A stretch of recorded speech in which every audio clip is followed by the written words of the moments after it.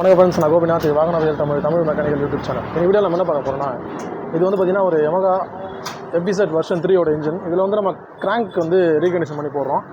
இதில் வந்து பார்த்திங்கன்னா நம்ம நார்மலாக அந்த கிராங்க் பேரிங் வந்து உள்ளே போகாது, கேஸுக்குள்ளே போகாது. இந்த இடத்துல பார்த்தீங்கன்னா போகாது. இது நம்ம நிறைய பேர் ஹைட்ராலிக்கில் வச்சு அழுத்தி தான் உள்ளே தள்ளுவாங்க. ஆனால் அந்த மாதிரி பண்ணக்கூடாது. இது வந்து பார்த்திங்கன்னா ப்ரொசீஜராக பார்த்திங்கன்னா ஹீட் பண்ணி தான் பண்ணணும். ஜஸ்ட் ஒரு 2 நிமிஷம் நம்ம ஹீட் கன் வச்சு ஹீட் பண்ணோன்னா அது வந்து ஆட்டோமேட்டிக்காக உள்ளே போயிடும். ஒரு 2 நிமிஷம் ஹீட் பண்ணிட்டு அப்புறம் பாருங்கள் எப்படின்ட்டு. ஓகே ஃப்ரெண்ட்ஸ், இப்போ நம்ம 2 நிமிஷம் வந்து நம்ம ஹீட் பண்ணிடலாம். இப்போ பார்த்தீங்கன்னா அது அப்படியே ஸ்மூத்தாக உள்ளே இறங்கிடும் பாருங்கள். அவ்வளோதான், ஜஸ்ட் உள்ளே வச்சாலே போதும், அழகாக போய்ட்டு வாழப்போகிற மாதிரி உட்காந்துடும். இது ஹைட்ராலிக்லாம் எடுக்கும்போது என்ன ஆகும் பார்த்தீங்கன்னா, இன்ஜின் கேஸ் வந்து கிராஸாக விரிவடைஞ்சிச்சுன்னா கேஸ் வந்து தேவையில்லாமல் வேஸ்ட்டாக போயிடும்.